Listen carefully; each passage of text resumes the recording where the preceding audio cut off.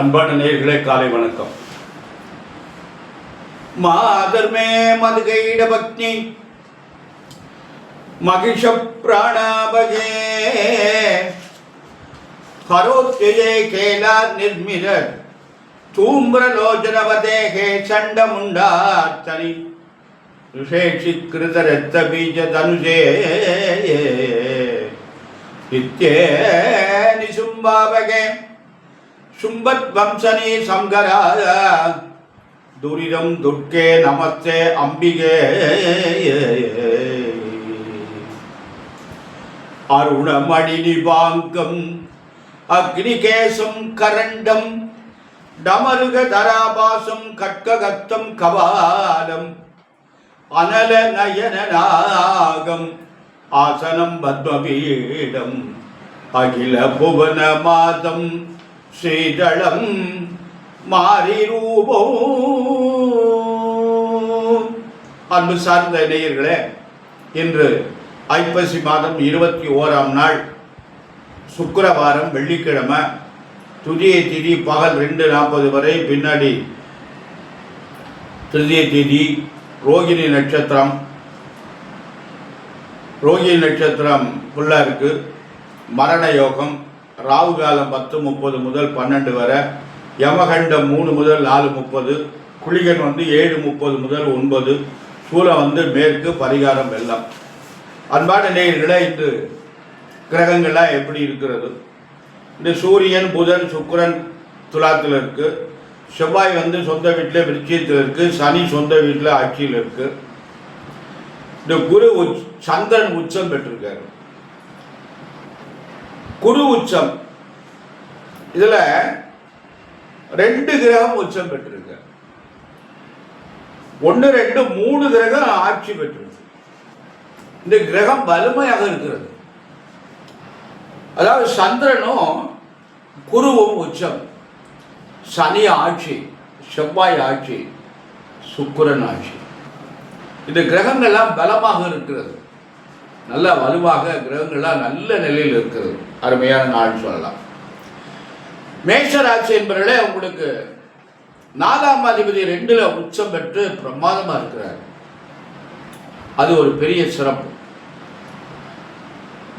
4ல் குரு உச்சம் பெற்றிருக்கார். 9ஆம் அதிபதி 4ஆம் இடமான சுகஸ்தானத்தில் உச்சம் பெறுவது பெரிய சிறப்பு. 10ஆம் அதிபதி சனி பகவான் 11ஆம் இடத்துல ஆட்சி பெறுவது பெரிய சிறப்பு. இதெல்லாம் உங்களுக்கு அருமையான அமைப்பு. அதனால மேஷராசி என்பவர்களுக்கு நல்ல நாள், நல்லது நடக்கும்.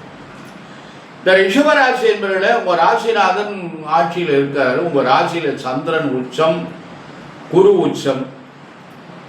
உங்களுக்கு குரு நல்ல கிரகம் இல்லை. 8ஆம் அதிபதி அவர் உச்சம் பெறக்கூடாது. ஆனால் சனி பகவான் 10ஆம் அதிபதி அவர் ஆட்சியில் இருக்கிறாரு. 10ல் இதெல்லாம் நல்லது ரிஷபராசி. ஆனால் குரு பகவான் 3ஆம் இடத்துல இருப்பது ரிஷபத்துக்கு நன்மை இல்லை. இந்த கார்த்திகை 30 வரை அதில் இருக்காரு. பார்த்து கவனமா நடந்து கொள்ளுங்க. மிதுன ராசி என்பதில் உங்களுக்கு 2ல் குரு இருக்கார். 2ஆம் அதிபதி உச்சம் பெற்றிருக்கார். இந்த நேரம் 2 நாளைக்கு உங்களுக்கு அருமையான நாள். வரவுகள்லாம் வரலாம். அதுக்குடைய வாய்ப்புகள் நிறைய இருக்கிறது. மிதுன ராசி என்பவர்களே, நல்லது நடக்கும், நல்ல காரியங்களாம் நடைபெறும். அன்பான கடகராசி என்பதிலே உங்களோட ராசிநாதன் உச்சம் பெற்றிருக்கிறார். உங்க ராசியில குரு உச்சம். இதெல்லாம் உங்களுக்கு கடகராசிக்கு நல்லது. இருப்பினும் ஜென்மத்தில் இருக்கிற குரு இடமாற்றத்தை கொடுப்பார். ஏதாவது பிரச்சனையை உண்டு பண்ணுவார். பார்த்து கவனமா நடந்து கொள்ளுங்கள். சிம்ம ராசி என்பதிலே குழப்பமான ஒரு சூழல். குரு பகவான் 12ஆம் இடத்துல இருக்கார். 12ல் குரு இருக்கக்கூடாது. விரயமான நேரம், தேவையில்லாத செலவுகள் இருக்கும். கவனமாக நடந்து கொள்ளுங்கள். அன்பான கன்னிராசி என்பதில் உங்களுக்கு குரு பகவான் 11ஆம் இடத்தில் இருக்கார். லாபஸ்தானத்தில் இருக்கார். அருமையான அமைப்பு. உங்கள் ராசிநாதன் 2ல் 2ஆம் அதிபதி 2ல். அது உங்களுக்கு நல்லது. 6ல் சனி நல்லது, ராகு நல்லது. இதெல்லாம் அருமையான அமைப்பு. துலா ராசி என்பவர்களே, உங்களுக்கு நேரம் சரியில்லை. பார்த்து கவனமாக நடந்து கொள்ளுங்கள். உங்கள் ராசிநாதன் ஆட்சியில் இருக்கார். அதே ராசிநாதன் 8ஆம் அதிபதியாளர். அவர் பலமாக இருக்கக்கூடாது. குரு உச்சம் பெற்றிருக்கார். அதுவும் தப்பு. அதனால கவனமாக நடந்து கொள்ளுங்கள். விருச்சிக ராசி என்பவர்களே, உங்கள் ராசிநாதன் பலமாக இருக்காரு. 9ஆம் அதிபதி உச்சம் பெற்றிருக்காரு. குருவும் சந்திரனும் செவ்வாயும் பார்வையினால பரிவர்த்தனை யோகம் பார்க்குறாங்க, பரமாறிக்கிறாங்க. குரு 9ஆம் இடத்துல 2ஆம் அதிபதி உச்சம் பெற்றிருக்காரு. அருமையான நாள். இந்த கார்த்திகை 30 வரையும் நல்ல நாள். அன்பான தனுசு ராசி என்பதில் உங்களுக்கு குரு பகவான் 8ஆம் இடத்துல இருக்காங்க. 8ஆம் இடத்துல குரு இருப்பது அவ்வளவு சாக்கியம் இல்லை. அன்பான மகர ராசி என்பதில் உங்களுக்கு 7 இருக்கு. ஆனால் குரு பகவான் 7ஆம் இடத்துல உச்சம் பெற்றிருக்காரு. அருமையான நாள், நல்லது நடக்கும். இந்த கார்த்திகை 30க்குள்ள திருமணம் ஆகாதவர்களுக்கெல்லாம் நிச்சயம் ஏற்பாடு. அன்பான கும்பராசி என்பதில் உங்களுக்கு குரு பகவான் 6ஆம் இடத்துல இருக்காங்க. 6ஆம் இடம் குருவுக்கு நல்ல இடம் இல்லை, 7.5 தாக்கம் இருக்கிறது, பார்த்து நடத்தும். மீனராசி என்பதில் உங்களுக்கு குரு பகவான் நல்ல இடத்துல இருக்கார். நீங்கள் எதிர்பாராத காரியங்களும் உங்களுக்கு நடைபெறும், நல்ல காரியங்களாக நடக்கும். அன்பான மீனராசி என்பதில் 7.5 இருந்தாலும் கட்டப்பட்டாலும் நல்ல காரியங்கள் நடைபெறுங்கிற மாதிரி இருக்கும். அன்பான நேயர்களை, இப்போ நாம் கிரகங்கள்லாம் எப்படி இருக்கிறது, ராசி பலன்கள்லாம் எப்படி இருக்கிறது என்று பார்த்து விட்டோம். நமக்கு நிறைய இந்த சந்தேகங்கள்லாம் நிறைய இந்த ஜாதகத்தில் தேவையில்லாத ஒரு கருத்தெல்லாம் இருக்கிறது. இதில் ஒரு கருத்து என்னன்னு கேட்டிங்கன்னா, எது எங்கே இருக்கலாம், எது எங்கே இருக்கக்கூடாது அப்படின்னு ஒரு கருத்து இருக்கு.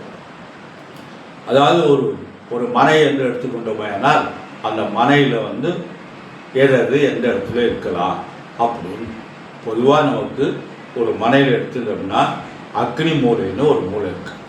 அதாவது அக்னி பகவானுடைய தெற்கும் கிழக்கும் இடையில அந்த தசை, அந்த இடத்துல நெருப்பு தான் இருக்கலாம், வேற ஒன்று இருக்கக்கூடாது அப்படின்னு பொதுவான ஒரு கருத்து இருக்கு. அதே நேரத்தில் அந்த கன்னி மூலை, அது குபேர மூலைன்னு சொல்கிறாங்க, அந்த இடத்துல தெற்கு அந்த மேற்குக்கு இடையில அதில் படுக்கை அறை தான் இருக்கலாம், வேற இருக்கக்கூடாது அப்படின்னு, வேற எதுவுமே இருக்கக்கூடாது அப்படின்னு ஒரு கருத்து இருக்கு.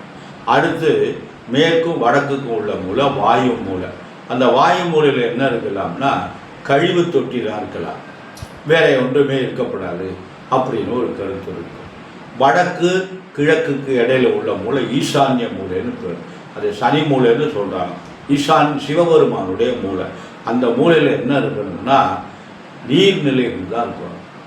அந்த மூலை மேடாக இருக்கப்படாது, பள்ளமாகத்தான் இருக்கணும். ஈசான்யமாகவும் கொஞ்சம் பள்ளமாக இருந்தால் தான் நல்லது அப்படின்னு ஒரு கருத்து இருக்கிறது. அப்போ அந்த ஈசான்ய மூலையில் போர் இருக்கணும். அப்போ அந்த ஈசான்ய மூலையில் போர் இருக்குது. ஆனால் சில இடங்களில் போர் போடுறதுக்கு வாய்ப்பு இல்லை, அந்த இடத்துல தண்ணி ஊற்று இல்லை, உப்பு தண்ணியாக இருக்குது. என்ன பண்ணுறதுன்னா அதுக்கு மாற்று வழி என்ன அப்படின்னு பார்த்தீங்கன்னா, நேராக ஈசான்ய மூலைக்கு நேர் மூலையில் பார்த்தீங்கன்னா குபேர மூலை, கன்னி மூலைன்னு பேர். அந்த மூலையில் போர் போடலாம், தவறு இல்லை. அந்த மூலையில் போரை போட்டால் வாசலில் ஈசான்ய சிவபெருமானுடைய பாகத்தில் தண்ணி தொட்டி இருக்கணும். அதில் தண்ணி குடிச்சு வைக்கணும், கை கால் கழுவுறது, புழங்குறது, குளிக்கிறது எல்லாம் அந்த பகுதியில் வச்சுக்கலாம்.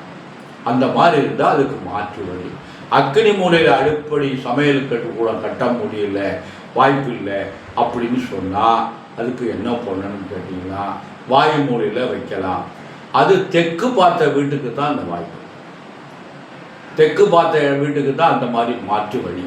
கிழக்கு பார்த்த வீட்டுக்கு அந்த மாற்று வழி இல்லை. கிழக்கு பார்த்த வீட்டுக்கு தாராளமாக நல்ல கிழக்கு பார்த்த வீடு மாதிரி ஒரு அமைப்பு வீடு எங்கேயுமே அமையாது. கிழக்கு பார்த்த வீடாக இருந்தால் வாசலில் அக்னி மூலையில் சமையல் கூட வந்துடும், கன்னி மூலையில் படுக்கை அறை போயிடும், கூடமாயிரும், வாயு மூலைக்கு போயிடும், போரை இங்கே போட்டுக்கலாம்.